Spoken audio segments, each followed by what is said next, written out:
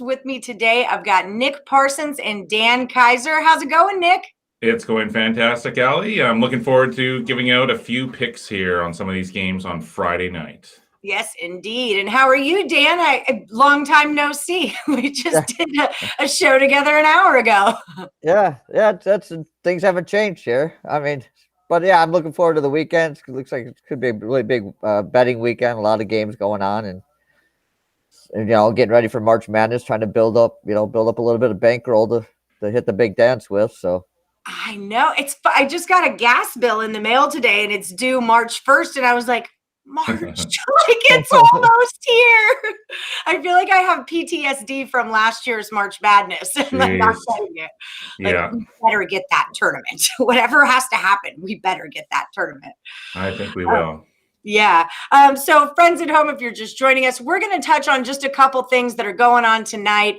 We'll be looking at NBA, the Pelicans at the Mavs. We're going to do Georgia Tech at Clemson, and we're going to do the Bruins at the New York Rangers. So 3 sports, 3 games. We're just going to kind of dabble. If you are looking for a lot of free picks, Nick Parsons, the Total Chaos NBA champion, took on Craig Trapp last night. His videos are already live on YouTube and Facebook. Just search Total Chaos NBA to find their 5 free plays on the games that happen tonight.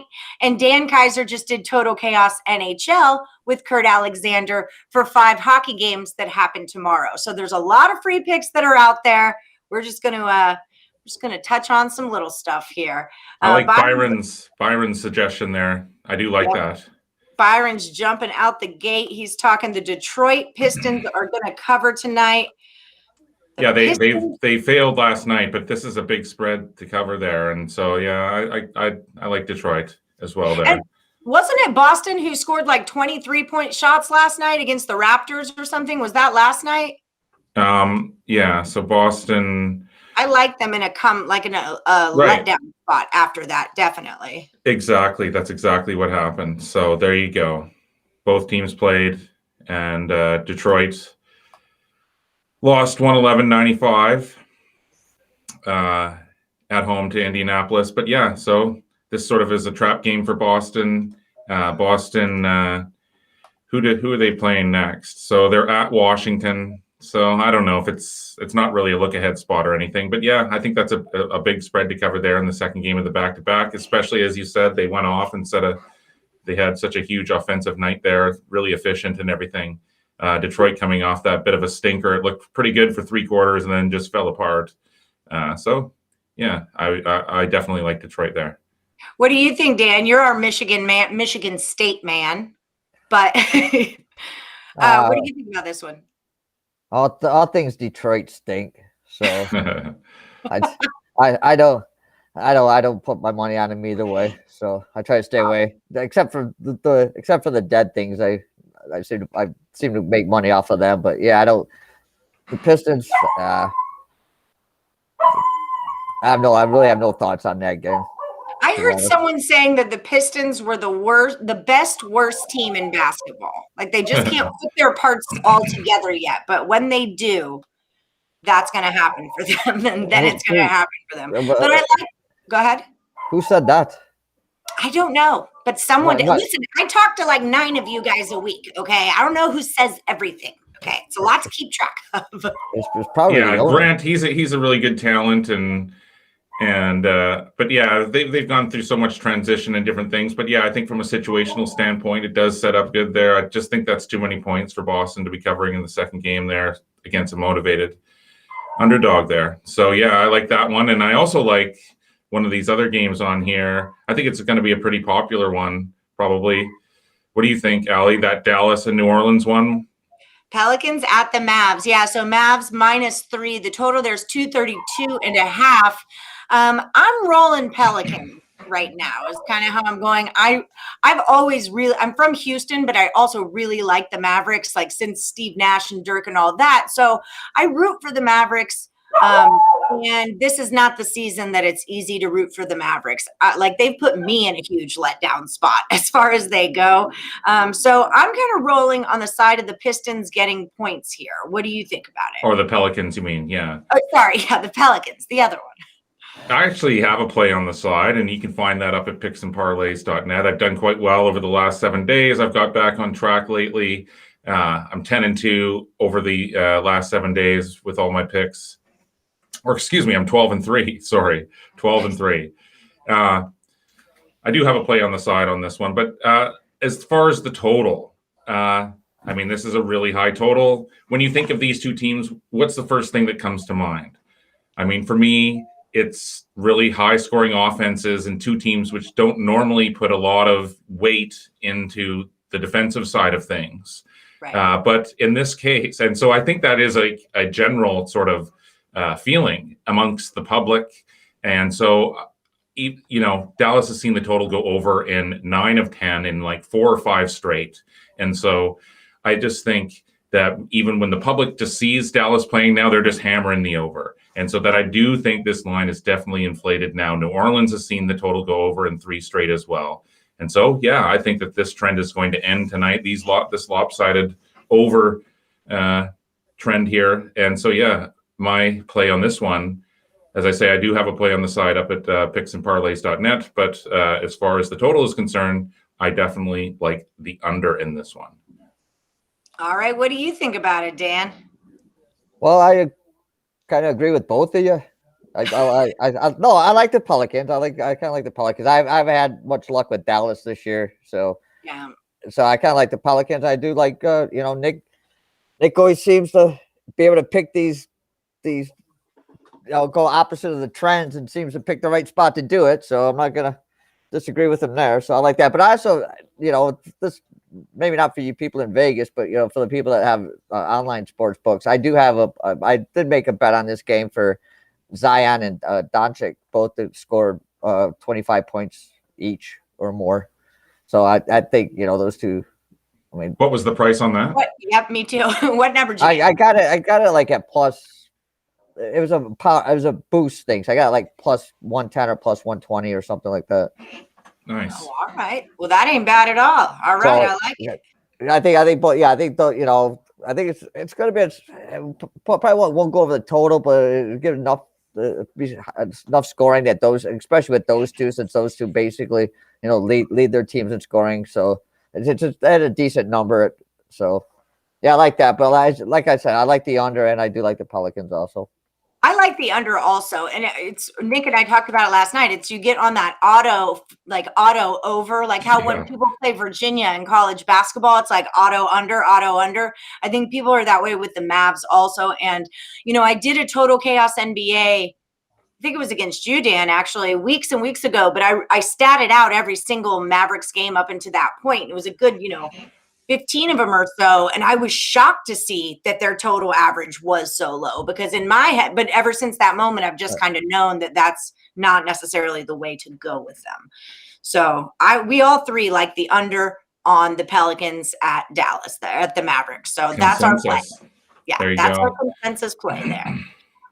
Okay, so let's go over to some college hoops. I do a show called Morningwood every morning at 1 p.m. Eastern. We talk about a ton of college basketball. The show went for an hour and a half today. It was really long, really interactive. And so there's a lot of feedback, and people were just split on this game. Georgia Tech is at Clemson. Clemson's -4, and we've got a total of 129.5. Now, Clemson is one of those teams where I'm kind of like an auto underer right here. But Dan, I'm going to let you chat about this one for a minute. What are you thinking about this? Yeah, I do have a play up on the side on this up at Picks and Parlays. And yeah, in this game, here's the thing. Georgia Tech, the last 3 or 4 games, have only put up like 58 points a game. Clemson can play. If they're on, they play, you know, pretty much lockdown defense, and it's very tough to score, especially at home. And Clemson isn't, you know, they don't have a lot of offensive firepower either. I mean, if they can't play defense, they only average like 6 in the low 60s themselves. So if they don't play great defense, you know, they can't, you know, it's tough for them to win the game. So I'm with you. I'm taking the under in this one. I think their defense is going to show up at home. Georgia Tech will get in probably the low 50s, and Clemson won't score enough to put it over. So I'm with you. I'll take the under. Yeah, I'm with that. And that's the thing. Clemson really hit, and I think that's why so many people were on Georgia Tech today on the show, like the people in the chat, was because Clemson hit a really ugly spot there in January where they were getting beat by Duke and everyone else. And but that stopped. They've really turned it around. I feel like they're back to their old Clemson ways. So I don't feel like people should forget about that. Like remember that. I like Clemson here. I like Clemson at home minus the points, and I like it to go under. So that's where I'm at. The consensus in the chat was Georgia Tech, though. I will say that also. Nick, do you have any feelings about this one? I don't have any strong feelings or opinions on this game, but obviously Clemson is playing with revenge here after the 83-65 loss. It was a 1.5 point favorite in that one. Mm-hmm. And so the chat that's on Georgia Tech there, that, Georgia Tech has lost 3 straight against the spread. And so they're coming off they only scored 49 points in a loss to Virginia in their last game. So yeah, this is a tough one for me because the revenge factor comes in there for Clemson, but Georgia Tech is struggling there against the spread. And I like to bet on teams that are struggling against the spread. I feel, I try to pick the spot where that trend of losing is going to end and try to pick a good team and a good spot and a good position and a good situation. So I don't, as I say, have a strong opinion on that, but I would just point out all of those different factors to consider before you do wager on it. Yeah, absolutely. But in the first game between the two, I mean, Georgia Tech was basically unconscious from the 3-point line in that game. And Clemson playing at Little John, they only allowed just under 31% of shooting by their opponents from 3. So I kind of look at that in the fact too, because if Georgia Tech can't hit at the frequency they did in the first game, it just plays into Clemson's hands with that defense. Yeah, and I call games fluky, like when you're averaging totals and they're 140, 146, 152, and then you get 178, to me, that was the 178, George, it's like a fluky game. They don't really play that way. They were just having a day is what I kind of felt like. Maybe I'm a crazy one, but that's kind of just what I felt like. It was fluky. Okay, so let's talk hockey. All right. And let you guys go make a bunch of bets because there's a lot of bets to be made this weekend. And there's a lot of other content that you guys have to go back and watch also. So Boston Bruins are at the New York Rangers. The number here is 5.5. I did not put the Nick, what's the numbers? What's the line? Right. So Boston's minus 160. Okay, that's a big number. I believe. Yeah. New York's is plus 155 or so. So maybe they're even minus 170 right now. Boston is. Let me just double check. Sorry, Ali. Yeah, no, it's cool. Yeah, minus 175, even minus 180 in some places. So Boston's a massive favorite here on the road again. Of course, these teams played 2 nights ago here in New York. And New York jumped out to an early lead. New York had an early lead. New York was competitive throughout. And then again, Boston came back and tied it up. And then Boston won again in overtime again. Now, if you look at what they've been doing here lately, this is 1, 2, 3 straight 1-goal games that Boston has won. Over the last 6 games, they've gone to OT 3 times. They've won twice. So, yeah, Boston is winning. It's finding ways to win. It continues to find ways to come from behind and come and win. Now, Boston has a game at the Islanders tomorrow night. I mean, so here, the Rangers, they were desperate for a victory in that last game, and they couldn't get it done. They could not play the full 3 quarters or 3 periods, and they fell apart there. But yeah, now the Rangers are desperate. I think they offer really good value here, as in an underdog role. But one thing I would say is that I also like the over here. The over. New York has seen the total go under in 4 straight. So I just think that, the Rangers They're going to be pushing the pace here. That's going to leave them open a little bit on the back end as well for this opportunistic Boston team. So I would my official play on this one, will be on the over. All right, Dan, what do you got? I'm gonna go opposite Nick on this. I'm gonna take the under in this one. Yeah, all these. I'm just trying to think. No, because I've got all these like bad beats are running through my head, and I can't remember if that Boston game was won. If that's the game when they scored with like 18 seconds left to go in the third or something to send it into overtime. I can't remember. I have so many of these games just are melding together over the last 3 or 4 days. But if it was them, then yeah, I'm definitely on the under. But no, I'll just like the under. As Nick was saying, though, they're playing tomorrow night against the Islanders. So I think they may try to save a little energy tonight, and just taking the under. So that even goes more to Nick playing the Rangers then, taking the dog, because they're kind of looking ahead. They're going to slow it down, conserve some energy. Is that kind of where we're going with this? I've heard somebody, it wasn't Kurt. I know Kurt's a big hockey guy, but it wasn't Kurt, but somebody else really liked the Rangers also. Even without Panarin, you think that's possible? I'm sure I said that name wrong. Yeah, I do. I think it's possible. I think anything's possible for sure. They're playing on home ice. They're definitely the more desperate team here. Boston has just been playing. I mean, at some point, you just can't play from behind and expect to win every single time here. And I mean, they've been doing it. They're the better team. But no, I still think they can do it without Panarin. All right. And then go ahead. And I'd also I've been doing a lot playing, probably because of your Pucks and Pints show or whatever. Is that no? I've been playing more in-game hockey. So I watch some of these games, and like if I'm looking at like under 5.5, I think it's gonna go under before the game starts, and the team scores a quick goal, and the line moves up to 6.5. Then I'll jump on the under then.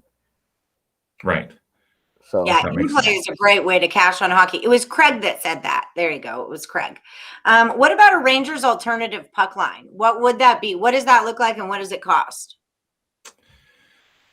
So it's like a reverse puck line where you have the Rangers lay -1.5, and they would be getting I mean, that's an option to go as well, and you'd be getting like +450 or something probably. Oh, wow. Something like that. Yeah. Or even possibly more. So, yeah, he's expecting New York to not only win, but to win big. And I mean, you only have to get that empty net goal for it to win by, to cover that 1.5 point spread there. So, right. Yeah. Huh. Very interesting. All right. I like it. All right. Anything else we need to touch on? If you guys are in the chat, give us that thumbs up, subscribe, hit that bell for notifications. We've got a ton of free picks all over the Picks and Parlay internet right now. So make sure you're checking those out. You can find Nick and Dan's premium picks over at picksandparlays.net. You can find Dan over at Dan Kaiser Sports on Twitter. Nick is at the Insiders Room. So, yeah, we got a lot going on. That's why you got to ring that bell so you're staying tuned.